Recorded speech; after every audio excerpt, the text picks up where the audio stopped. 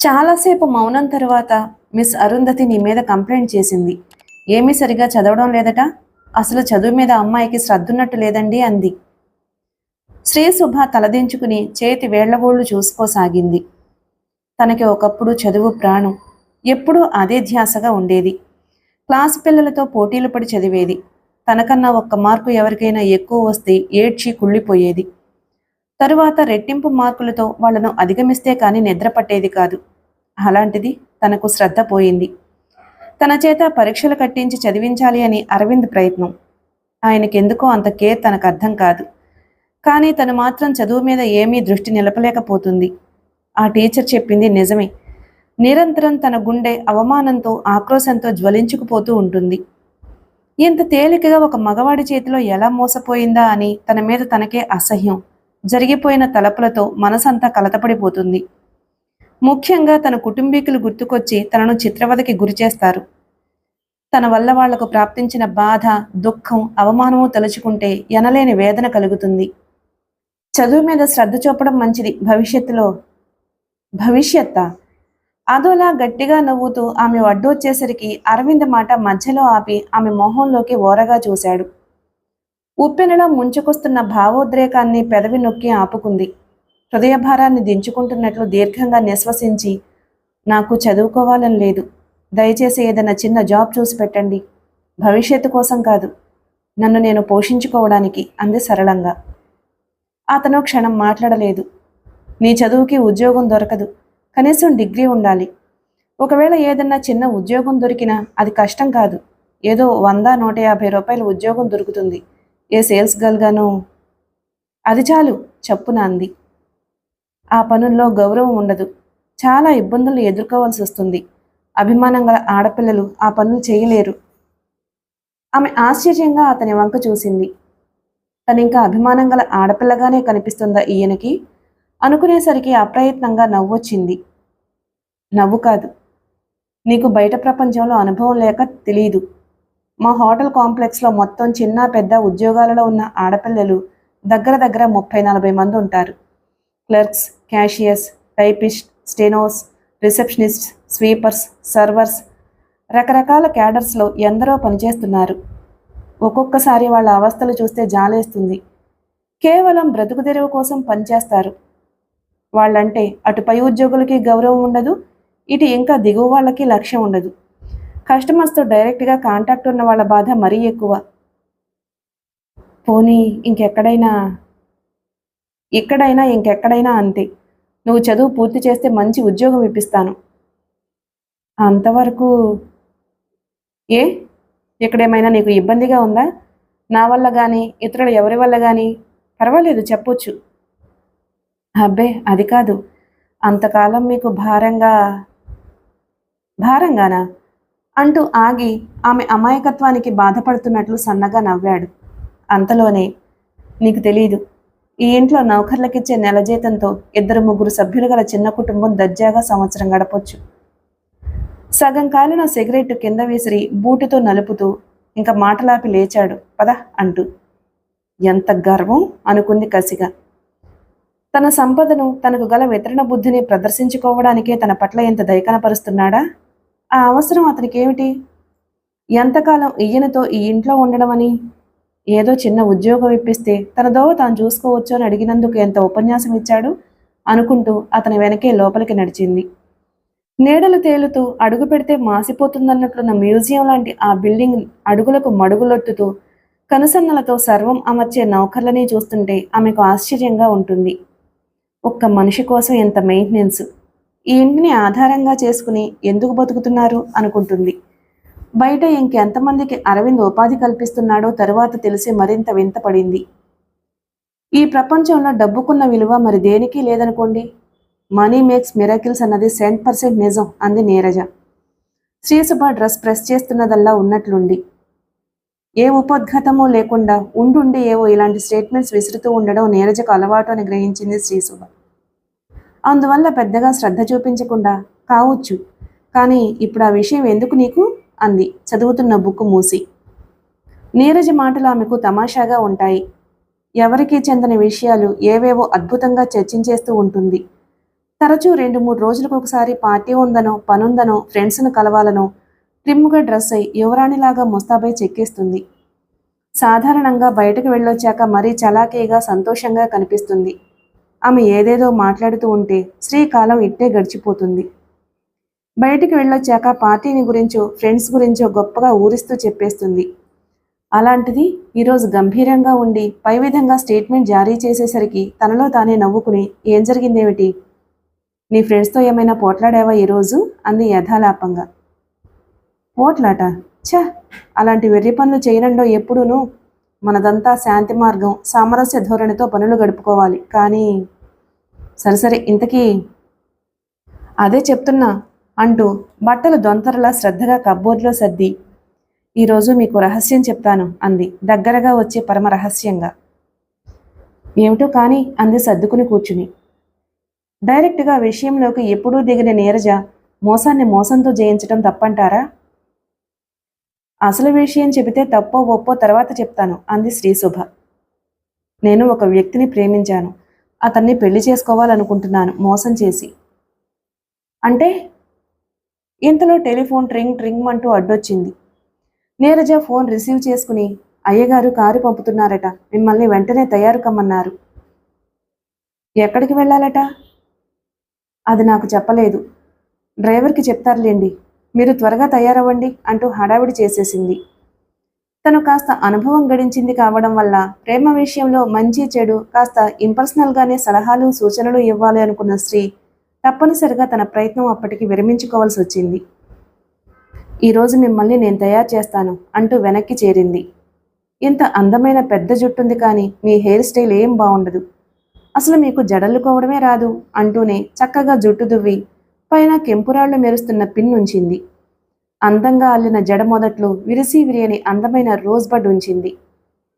మీ పనులన్నీ చూడడానికే నన్ను నియమించారయ్యగారు, అసలు నా పనే అది అంటూ కెంపు రంగు ఫారిన్ క్రింప్ శారీ చూడముచ్చటగా కట్టుకునేటట్లు సాయం చేసింది అంచులు సరిచేస్తూ.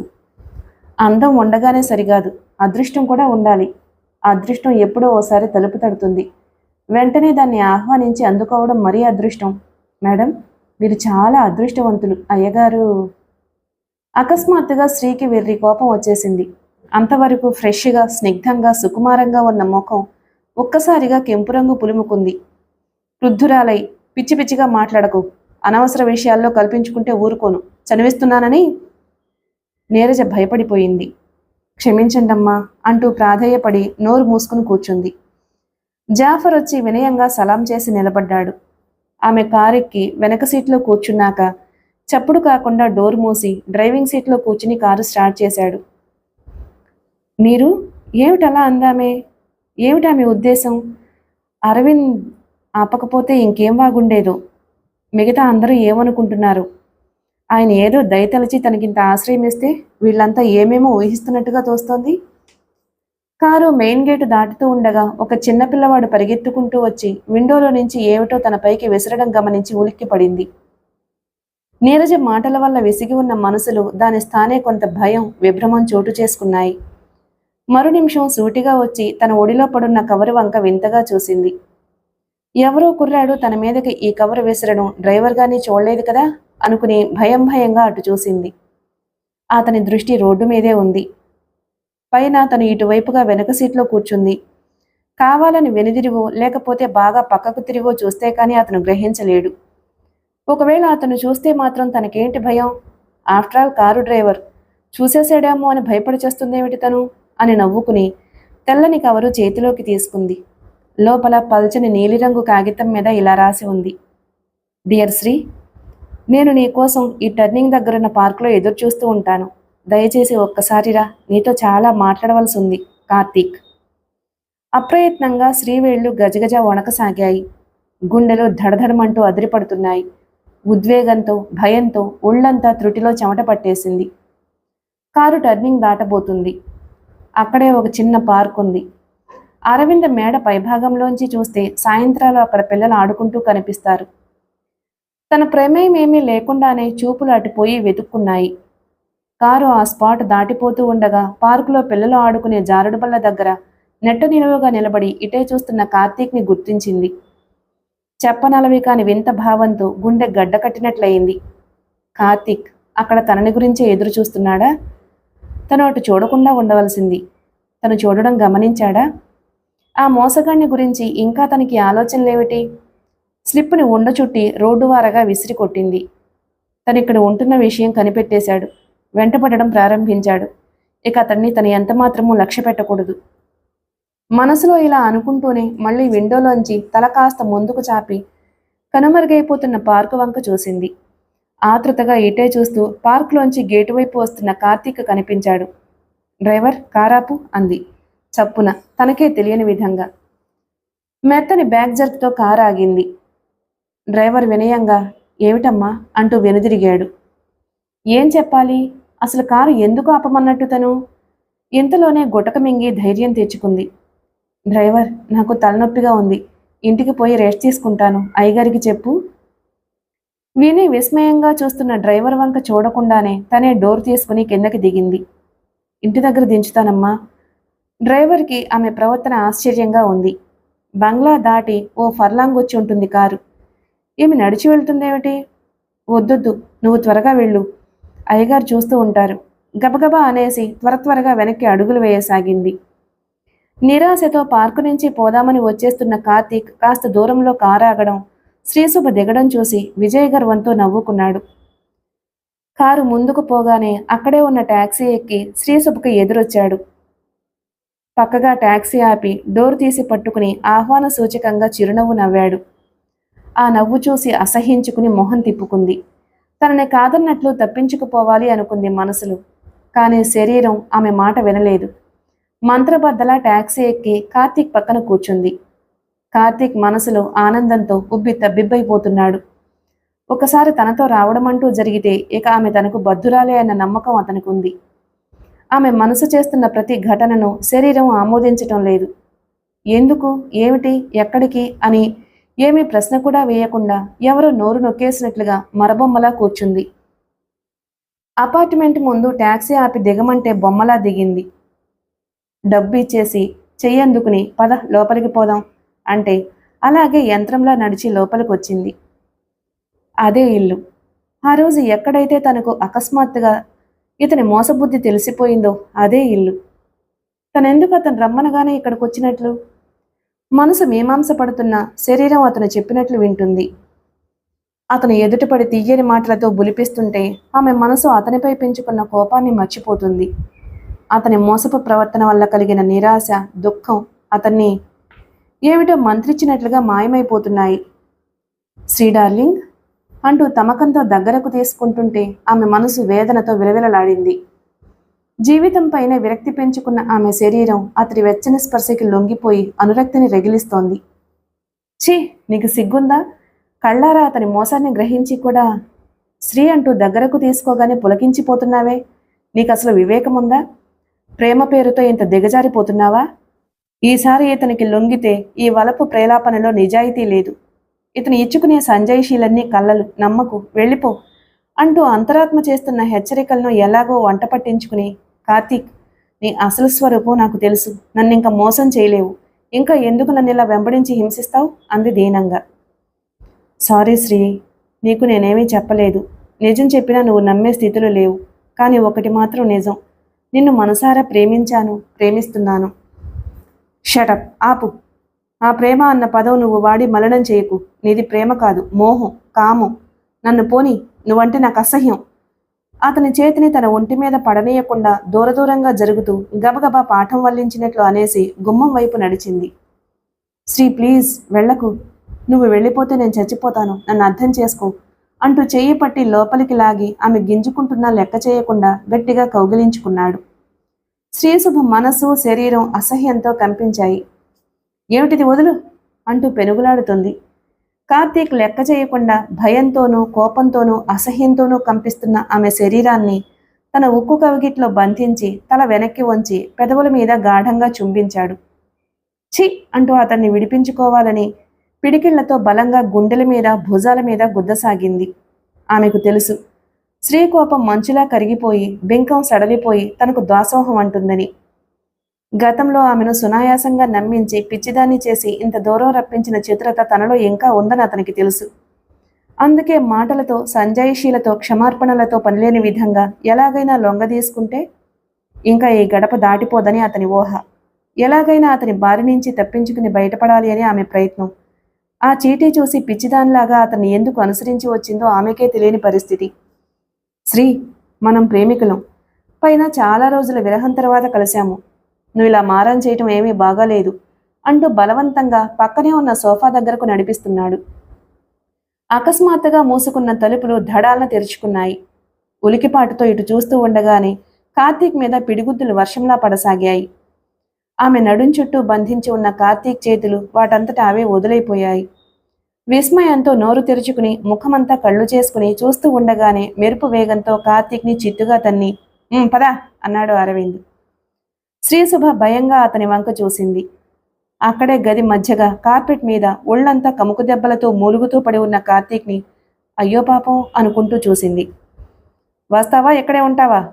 దండన కార్యక్రమం ముగిశాక ఇంకా ఒక్క నిమిషం మాత్రం అక్కడ నిలవకుండా బయటికి పోతూ అన్నాడు. పెదాలు చిట్లి క్షణంలో ముఖమంతా ఏకమైనట్లు ఉబ్బిపోయి బాధగా మూలుగుతున్న కార్తీక్ని ఒక్కసారి జాలిగా చూసి పరుగున బయటకొచ్చింది. ఫ్రంట్ డోర్ తీసి పట్టుకుని ఆమె లోపలికి ఎక్కగానే కారు స్టార్ట్ చేశాడు అరవింద్. ఈసారి కూడా అరవింద్ తననేమీ ప్రశ్నించకపోవడం శ్రీశుభకి కొంత ఆశాభంగం, మరికొంత తికమకను కలిగించింది. కార్తీక్ సంగతి ఎలా ఉన్నా ఈ అరవింద్ గూఢ ప్రవృత్తి ఆమెను మరింత ఇబ్బందికి గురిచేస్తుంది.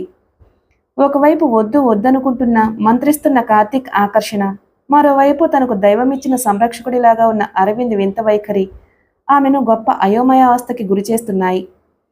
అరవింద్ పెదవి విప్పి కార్తీక్ని గురించి తనని ఒక్క ప్రశ్న వేసినా, చిన్న విమర్శ విసిరినా సమస్తం అతనికి విప్పి చెప్పి అక్కడి నుంచి బయటపడాలి అన్నంత ఉద్విగ్నత కలుగుతోంది. తను బాధపడుతుందనో, అలా అడగడం సంస్కారం కాదనో అరవింద్ ప్రశ్నించడానికి తటపటాయించిన తన పట్ల అంత ఉపకార చింతతో ఉన్న ఆయనకు రహస్యం విప్పి చెప్పడం తన కర్తవ్యం కదూ. అడిగినా అడగకపోయినా, అతనికి అవసరమైన అనవసరమైన విన్న తరువాత అతను ఎలా తనను భావించినా చెప్పేయటం తన ధర్మం. ఒక నిర్ణయానికి వచ్చినట్లు చపుక్కున లేచి గది బయటకొచ్చింది. కాస్త ముందుకు నడిచి అరవింద్ రూమ్ ముందు నిలబడి మునివేళ్లతో తలుపు మీద టకటకా కొట్టింది. ఎస్ కమిన్ అని వినిపించగానే దగ్గరగా మూసి ఉన్న తలుపులు తీసి లోపలికి నడిచింది. ఓ నువ్వా? సంభ్రమంగా పలుకుతూ విశాలమైన పడక మీద నుంచి కదిలి లేవబోయాడు. ఏమీ మాట్లాడకుండా గది మధ్యకి నడిచి ఆగిపోయింది. ఏమిటిలా వచ్చావు? నిద్ర రావటం లేదా? మోచేతుల మీద మెత్తటి పిల్లోకి ఆనుకుని లేచి సిగరెట్ ముట్టిస్తూ అడిగాడు మామూలుగా. ఏదేదో చెప్పేయాలని ఉద్రేకం రెచ్చగొట్టగా రావడమైతే వచ్చింది గాని ఎలా మొదలు పెట్టాలో, ఏం చెప్పాలో తెలియక గదంతా దిక్కులు చూస్తూ కూర్చుంది.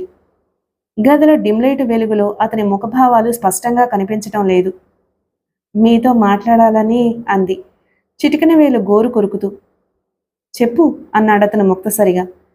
ఆ అనడంలో వినాలన్న ఉత్సాహంగాని చెప్పమన్న ప్రోత్సాహంగాని ధ్వనించలేదు.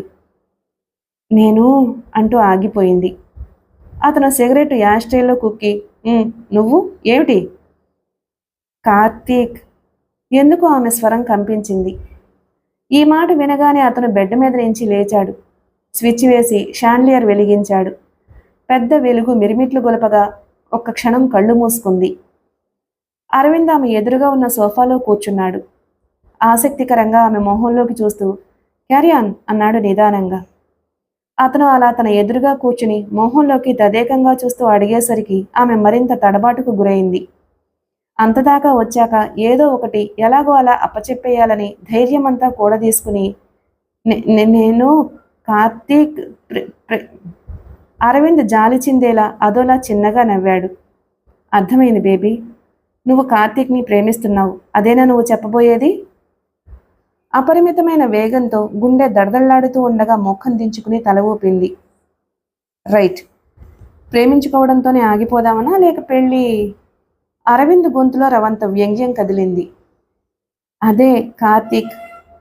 ఓ, అతను అంగీకరిస్తే పెళ్లి చేసుకుంటావు, లేకపోతే? అర్ధాంతరంగా ఆపి ఏదో వెతుకుతున్నట్లు ఆమె ముఖం తరచి తరచి చూస్తున్నాడు. లేకపోతే? శ్రీశుభ స్వాగతంలా గొడుక్కుంది. లేకపోయినా ఏమీ బాధ లేదు. ఓపికొన్నంత వరకు పెళ్లి ప్రసక్తి లేకుండా ప్రేమించుకుంటూనే ఉండొచ్చు అప్రయత్నంగా తలెత్తి ఎర్రబడిన పెద్ద కళ్ళతో అతని వంక చురుగ్గా చూస్తూ, కాదు, నా ఉద్దేశం అతన్ని పెళ్ళి. క్షణకాలం అతని మనసు ఆమె గురించి ఆలోచించింది. ఆమెతో పరిచయమైన క్షణం నుంచి ఎదగని ఆడపిల్ల మనస్తత్వం, మొండితనం, తెలివి తక్కువ, తొందరపాటు తెలుస్తూనే ఉన్నాయి. ఆ వయసు ప్రభావమే అది కావచ్చు. కాకపోతే ఏమాత్రమూ ఆలోచన, వివేకం ఉన్న ఆడపిల్లైనా కార్తీక్ లాంటి మగవాణ్ణి ఇంకా ప్రేమిస్తున్నాను అని అనగలదా? ఈమెకు నచ్చ చెప్పడం తనకు రాదు. అలాంటి విషయాలలో తనకంత చతురత, జ్ఞానము కూడా లేదు. కోరి కోరి ముళ్ళ పొదలో పడతాను అంటే తను ఏం చేయగలడు? ఏ అధికారంతో ఆపగలడు? ఏమని వారించగలడు? ఈమె జీవితం విచ్ఛిన్నం కాకుండా చూడాలన్న కోరిక ఇంకా అతనికుంది. కానీ కోరి కోరి ఆమె ముళ్ళదారిన పడిపోతానంటే తను ఏమని ఆపగలడు? ఈ పిల్లది ప్రేమే అయితే ఎంత మూర్ఖపు ప్రేమో, ఎంత గుడ్డివలపో అనిపించి జాలిగా నవ్వుకున్నాడు. ఏమైనా ఈమె విధి ప్రేరణ వల్ల తనకు జీవితంలో ప్రవేశించి మున్ను ఎన్నడూ ఎరుగని వింత వింత కొత్త ఆలోచనల్ని రేపుతోంది. ఒక్కటి మాత్రం అరవింద్ నిర్ణయించుకున్నాడు. కార్తీక్తో వివాహం జరిగితే గాని శ్రీశుభని బయటకు పంపే ప్రశ్నే లేదని. చెంప నిమురుకుంటూ ఆలోచిస్తున్న అరవింద్ అప్రయత్నంగా అబ్బా అని బాధతో కణత దగ్గర చేత్తో రాసుకున్నాడు. ఏమైంది? అంది శ్రీశుభ గాబరాగా దగ్గరకొస్తూ. కణత దగ్గర చురుక్కుమని నొప్పిగా ఉందే కాని ఏమైందో అతనికీ తెలియదు. నొప్పి కూడా అకస్మాత్తుగా అప్పుడే తెలిసింది. ఏమిటా అని తడుముకుంటే చిన్న బొడిపిలాంటి గాయం వేలికి తగిలింది. ఏమిటి? ఏది? అంటూ దగ్గరగా వచ్చి అతడి ముఖం మీదకు వంగి చూస్తూనే అరే అంటూ కెవ్వుమంది శ్రీశుభ. ఎడంవైపు కణత దగ్గర లోతైన గాయం, ఎర్రగా నెత్తురు గూడు కడుతూ కనిపించింది. ఒత్తైన మెత్తని క్రాఫ్ ఉండబట్టి గాయం పూర్తిగా బయటకు కనబడడం లేదు గాని పెద్ద దెబ్బే తగిలినట్లుంది. అప్రయత్నంగా అతని తలను తనకు దగ్గరగా తీసుకుని ఏది అంటూ క్రాఫ్ పైకి సరిచేసి రక్తంతో తడిసిన వెంట్రుకల్ని గమనించి పెద్ద దెబ్బే తగిలింది, డాక్టర్కి ఫోన్ చేస్తాను అంటూ కదలబోయింది. అరవింద్ ఆమె చెయ్యి పట్టుకుని ఆపాడు. అతని ఉద్దేశం డాక్టర్ని పిలవద్దు అని చెప్పాలని. కానీ ఆ మొక్కే మర్చిపోయి మెత్తగా చిరుచమరింపుతో కంపిస్తున్న ఆమె మృదుల హస్తాన్ని పట్టుకోగానే అతని మనసులో చిత్రమైన మత్తులాంటి విమూఢత ఆవరించుకుంది. మనసులో పరుగులు తీస్తున్న ఏవేవో వింత భావాలు చురుకు చూపుల్లో సందడిస్తుండగా నిర్నిమేషంగా శ్రీసుందర వదనంలోకి మరో ఊహే మర్చిపోయినట్లు చూస్తూ ఉండిపోయాడు. తన్ను ఎందుకు ఆపాడో, ఏం చెప్తాడో అన్నట్లు శ్రీ కూడా అరవింద్ వంక ఆతృత నిండిన పెద్ద కళ్లతో ఆందోళన చిప్పిస్తూ చూస్తోంది. అరవింద్ చూపుల్లో తనకు పరిచయమైన గంభీర భావం, చురుకుతనంతో కూడిన కఠినత కాకుండా ఏదో మెత్తని మృదువైన చిన్న కాంతి కదులుతోంది. తేలిపోతున్నట్లున్న ఆ అరమోట్పు కళ్లలో కాంతితో కలిసిన చిత్రమైన దిగులు భావం, బేలతనం కూడా కలిసి ఆమెను విభ్రాంతిలో ముంచెత్తాయి. బాగా నొప్పిగా ఉందా? ఏంటి అలా ఉన్నారు? డాక్టర్ని అంటూ అతని చేతిలో ఇమిడి ఉన్న తన చేతిని విడిపించుకోవాలి అని ప్రయత్నించింది. అతను ఆ చేతిని వదలకుండా మణికట్టుని ముద్దు ముద్దుగా అంటిపెట్టుకుని ఆమె శరీరం రంగుతో పోటీ పడుతున్న లేత గులాబీ రంగు ప్లాస్టిక్ గాజుని అటూ ఇటూ కదిలిస్తూ ఉండిపోయాడు. అతని చర్యకు, ప్రవర్తనకు శ్రీకి మతిగానే చలించలేదు కదా అని అనుమానం కలిగింది. అందుకని అతని ముఖాన్ని తరచి చూస్తూ ఏమిటండి అరవింద్ గారు అలా అయిపోతున్నారు? ఉండండి, ముందు డాక్టర్కి ఫోన్ చేస్తాను అంది ఆందోళన పడుతూ. అప్పటికే అరవింద్ తెప్పరిల్లాడు. అర్ధరాత్రి, చల్లని ప్రశాంత సమయం, అందమైన ఏకాంతం తన్ని ప్రలోభ పెట్టాయి అనుకున్నాడు. మరు నిమిషంలో తన స్వభావ గంభీరాన్ని తెచ్చుకుని ఆమె చెయ్యి వదిలాడు. ఇప్పుడు టైం ఎంత అయిందో తెలుసా? ఇంత చిన్న దెబ్బకు ఈ టైంలో డాక్టర్ని డిస్టర్బ్ చేయడం దేనికి? అంటూ అలసిపోయిన వాడిలా వెళ్ళి విశాలమైన మెత్తని బెడ్ మీద వాలాడు. కానీ శ్రీశుభకి ఆ మాట నచ్చలేదు. గాయం లోతుగా ఉంది. ఏదైనా మందు వేయకపోతే నొప్పి ఎక్కువ అవుతుంది నసుగుతూ అంది. అతను ఏ క్షణాన్నైనా గుడ్ నైట్ చెప్పేసి తనని ఈ గదిలో నుంచి పొమ్మంటాడు అని బెదురుతోంది. అరవింద్కి ఆ దెబ్బ కార్తీక్తో ఘర్షణ పడడంతో తగిలింది అన్న అనుమానం. ముందు కార్తీక్ కూడా అతనితో తెలబడినట్లు గుర్తుకొచ్చింది. అప్పుడే ఏదో బరువైన వస్తువుతో కార్తీక్ కొట్టుండాలి. ఆ సమయంలో తనేదో అయోమయావస్థలో పడి విమూఢలా ఉండిపోయిందే కాని ఎవ్వరినీ వారించలేకపోయింది. శ్రీశుభకి అప్పుడు కార్తీక్ సహజంగానే గుర్తొచ్చాడు. బలిష్టమైన అరవింద్ చేతిలో కార్తీక్ ఒళ్ళు హూనమైంది. ఒక్క దెబ్బకే ఈయనంత బాధపడుతున్నాడే, ఒళ్ళంతా పచ్చి పుండై అక్కడ కార్తీక్ పాపం ఒంటరిగా ఎంత బాధపడుతున్నాడో. హాస్పిటల్ కన్నా వెళ్ళాడో లేదో.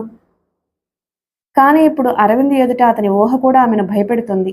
కార్తీక్ పేరు తలుచుకోవాలంటే కూడా జంకు కలుగుతుంది. ఆమె ఆలోచనల్లో ఉండగానే అరవింద్ బెల్ కొట్టి నౌకర్ని పిలిచి ఫస్ట్ ఎయిడ్ బాక్స్ తెప్పించాడు. చల్లటి నీళ్లలో కాటన్ తడిపి గాయం క్లీన్ చేసుకునే ప్రయత్నంలో ఉండగా తన ఆలోచన నిలిపి ముందుకొచ్చింది. ఇలా ఇవ్వండి అంటూ అతని చేతిలో కాటన్ పీస్ అందుకుని అతని తల పిల్లోకి ఒక పక్కగా జరిపి నొప్పి తగలకుండా మెత్తగా గాయాన్ని శుభ్రం చేసి అతని డైరెక్షన్ ప్రకారం టించర్ వేసి కట్టుకట్టింది. పెయిన్ తగ్గడానికి అతను ఒక టాబ్లెట్ వేసుకుంటుంటే తను వెళ్లి కూజాలో నీళ్లు గ్లాసులో వంపి తెచ్చిచ్చింది. విశ్రాంతిగా నిట్టూర్చి ఫ్రీగా పడుకుని గుడ్ నైట్ అన్నాడు అరవింద్ ఇక వెళ్ళమన్నట్లు. శ్రీ షాండ్లియర్ తీసేసి చిన్న నైట్ లైట్ వేసింది. ఏమీ మాట్లాడకుండా మెల్లగా నడిచి తన రూంలోకి వచ్చింది. నిశ్శబ్దంతో నిండిన ఆ ప్రశాంత ఏకాంత సమయంలో ఆ రోజు జరిగినవన్నీ మనసులో ఒకదాని తర్వాత ఒకటి మొదలవసాగాయి. తన తెలివి తక్కువతనం వల్ల ఎంత నర్థం జరిగింది గుర్తుకొచ్చి మనసులో ఎంతో బాధ కలిగింది. ముఖ్యంగా అరవింద్ చేతిలో కార్తీక్ పచ్చడైపోవడం మరింత కష్టాన్ని కలిగించింది.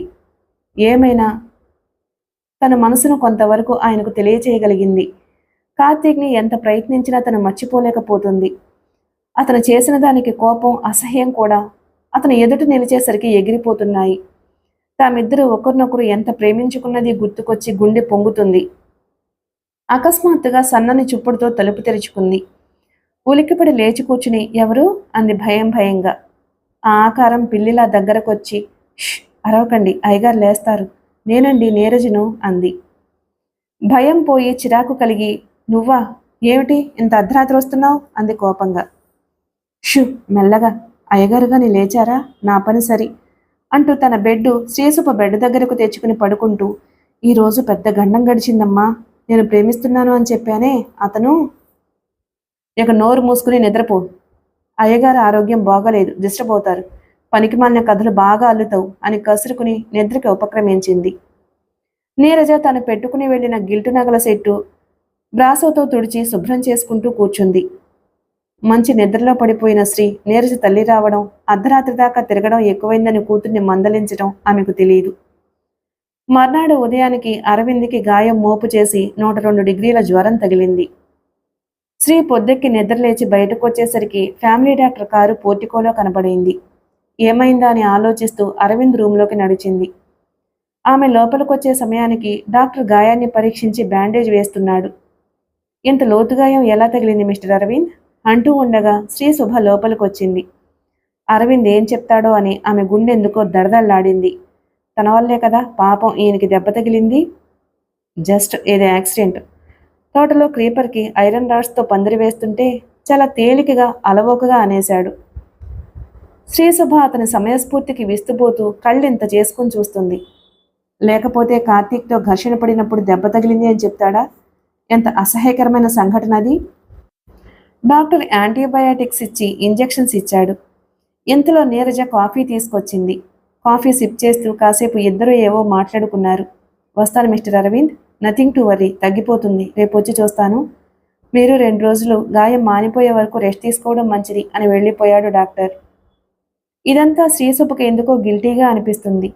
దారిన పోయేదాన్ని నెత్తిన వేసుకున్నట్లు తన వల్ల ఈయనకు అనవసరమైన కష్టం అనుకుంటూ నిశ్శబ్దంగా కూర్చుంది. తెల్లవారేసరికి ట్రిమ్గా తయారై ఊపిరి సలపని బిజీ కార్యక్రమాలతో కంటికి కనపడకుండా తిరిగే యాక్టివ్ మ్యాన్ అరవింద్ జ్వరంతో బాధపడుతూ స్తబ్దుగా పడుకుని ఉండడం ఆమెకి ఎంతో దిగులనిపించింది. అతనికి సేవలు చేయడానికి అడుగడుగున నౌకర్లున్నారు. ఒక్క సైగతో అతనికి కావాల్సింది గ్రహించి రెప్పపాటులో అమర్చి పెడుతున్నారు. తను ఏం చేయగలదు ఈయనకి? అసలు తన అవసరం ఏముంది ఇక్కడ? ఉచితంగా సర్వసౌకర్యాలు అనుభవిస్తూ తిని తిరగడం తప్ప. నౌకరు పేపర్లు తెచ్చి టీపై మీద ఉంచాడు. అరవింద్ పేపర్ అందుకున్నాడు. బ్యాండేజీ కాస్త పెద్దదిగానే కట్టాడేమో డాక్టర్. ఒకవైపు కన్ను కోస కొంతవరకు మూసుకుపోయింది. ఉదయాన్నే న్యూస్ చూడకపోతే అతనికి తోచదు. ఇఫ్ యూ డోంట్ మైండ్, పేపర్లో కాస్త హెడ్లైన్స్ చదువుతావా బేబీ అని శ్రీని అడగక తప్పలేదు. ఏదో ఆలోచిస్తూ కూర్చున్న శ్రీశుభ ఉలిక్కిపడి భయంగా చూసి నేనా అంది సంకోచంగా. నువ్వే, వీళ్ళెవ్వరికీ ఇంగ్లీష్ చదవడం రాదు, అందుకే. శ్రీ భయపడుతూనే పేపర్ అందుకుంది. తన ఇంగ్లీష్ ఉచ్చారణ బాగుండదు, మాట్లాడడం ఫ్లూయెంట్గా స్టైల్గా చదవడం అంతకన్నా రాదు. ఏం తప్పులు చదివితే ఏమనుకుంటాడో. పైగా తన కోసం ఖర్చు పెట్టి ట్యూషన్ కూడా చెప్పిస్తున్నాడు. చదవనని బ్లంట్గా రిఫ్యూజ్ చేస్తే మర్యాదగా ఉండదు. అతను వినడానికి రెడీగా ఇటు తిరిగి ఆమె వంక చూస్తూ పడుకున్నాడు. ఇక తప్పదని ఆమె పేపర్ తీసి న్యూస్ మెల్లగా చదవడం ప్రారంభించింది. ముందు భయం వల్ల కాస్త తడబడిన వణికిన ఓ 5 నిమిషాలు గడిచేసరికి చదవడంలో ఆమెకే శ్రద్ధ కలిగింది. అంతా విని అప్రిషియేట్ చేస్తున్నట్లుగా నవ్వాడు. ఉచ్చారణలో కాస్త యాస ఉన్నా నీ గొంతు మ్యూజికల్గా ఉంది అని ఒక ప్రశంస కూడా విసిరాడు. మీరు విశ్రాంతి తీసుకోండి, నేను మళ్ళీ వస్తాను అని లేచి తన రూంలోకి వచ్చింది. తల్లితో ఏదో తీవ్రంగా వాదించి విసవిస కోపంగా బయటకు వెళ్ళిపోతుంది నీరజ. ఏమిటి అని ప్రశ్నించిన శ్రీశుభని చూసి నీరజ తల్లి కన్నీళ్లు పెట్టుకుంది. ఈ పిల్ల వ్యవహారం నాకేమీ అర్థం కావడం లేదమ్మా. బయట తిరుగుడు ఎక్కువైంది. అర్ధరాత్రి ఆప్రాత్రి ఇల్లు చేరుకుంటుంది. అదేమని అడిగితే కోపం, బదులు చెప్పదు. దీని తీరు నాకేదో భయంగా ఉందమ్మా. కాస్త మీరన్నా చెప్పి చూడండమ్మా. శ్రీశుభ అలాగే అంది, కానీ నీరజ వ్యవహారం వింతగానే ఉంది. నవలల పిచ్చే అనుకుంది. నగల పిచ్చి, మంచి డ్రెస్సుల వ్యామోహం బాగా ఎక్కువగా ఉన్నట్లుంది. రకరకాల గిల్టు నగలు, దగదగా మెరిసిపోయే మ్యాచింగ్ రాళ్ల సెట్లు విపరీతంగా వాడుతుంది. బయటికి పోయేటప్పుడు సాధారణంగా తన చీరలే మంచివి మ్యాచింగ్లతో ఏరుకుని తీసుకుంటుంది. డ్రెస్సుకు తగ్గ మ్యాచింగ్ సెట్ ధరించి యువ జమీందారునిలా దర్జాగా ఉంటుంది. ఈసారి వదలకూడదు, విషయం ఏమిటో అడిగి తీరాలి అనుకుంది, డ్రెస్సింగ్ టేబుల్ ముందు నిలబడి జడల్లుకుంటూ. అమ్మగారు టపా అంటూ నౌకరు పోస్ట్ తెచ్చి బల్ల మీద ఉంచాడు. అని దగ్గరకు వెళ్ళి నిరాసక్తంగానే కవర్లను అటూ ఇటూ తిప్పుతున్నదల్లా తుళ్ళిపడి ఆగిపోయింది. తన అడ్రస్ రాసి ఉన్న కవర్ చూసి ఆశ్చర్యపోతూ చేతిలోకి తీసుకుంది. ఎవరబ్బా తనకు లెటర్ రాసేది అనుకుంటుంటే అప్రయత్నంగా కార్తీక్ మనసులోకొచ్చి గుండె దడదళ్లాడింది. తన కవర్ తీసేసుకుని టపా అయ్యగారి గదిలో పెట్టు అని ఆ మనిషిని బయటకు పంపేసి తలుపులు మూసుకుంది. దడదళ్లాడుతున్న గుండె అదుపులో ఉంచుకుని వణుకుతున్న వేళ్లతో కవరు చించి లోపల ఉన్న నీలిరంగు కాగితం బయటకు తీసింది. ఆమె అనుమానం నిజమే అయింది. అది కార్తీక్ రాసింది. డియర్ శ్రీ, నిన్న నా పైన జరిగిన దౌర్జన్యం నీకు తెలుసు. నీ ముఖం చూసి ఏమీ చేయలేకపోయాను. కానీ లేకపోతే ఆ పెద్ద మనిషిని పోలీసులకు అప్పగించేవాణ్ణి. ఏమైనా నా ప్రాణాలు తీసినా సరే నిన్ను మాత్రం ప్రేమించడం మానలేను. నా శరీరంలోని అణువణువు నా శ్రీ కోసం తప్పించిపోతుంది. నా మనసంతా నీ తలుపులతో నిండి నిన్నే పలవరిస్తోంది శ్రీ. నన్ను అర్థం చేసుకో. నీకోసం గాయపడి లేవలేకపడి ఉన్న ఈ దీనుణ్ణి ఒక్కసారి కనికరించు. నీ రాక కోసం 1000 కళ్లతో ఎదురు చూస్తూ ఉంటాను. నిన్ను విడిచి క్షణమైనా మనలేని నీ కార్తీక్. ఒక్క ఊపుతో ఉత్తరం మొత్తం చదివేసి నుదుట పట్టిన చెమట బిందువులు పమిట కొంగుతో తుడుచుకుంటూ సోఫాలో కూలబడింది. ఎందుకిలా వెంటబడి తనను వేధిస్తాడు? అతని కోసం బయటపడిపోయినా ఇంకా నమ్మించాలని చూస్తాడే. అతను ఇంకో అమ్మాయితో ప్రేమ కలాపాలు సాగిస్తూ ఉండటం తన కళ్ళారా చూసింది అని ఎరగడా? ఇంకా అతని నమ్ముతుందని అతని ఆశ. ఉత్తరాన్ని కసిగా ముక్కలు ముక్కలుగా చించి డస్ట్బిన్లో పడేసింది. ఆ విషయమే తెలియనట్లు తన పనులు పూర్తి చేసుకోసాగింది.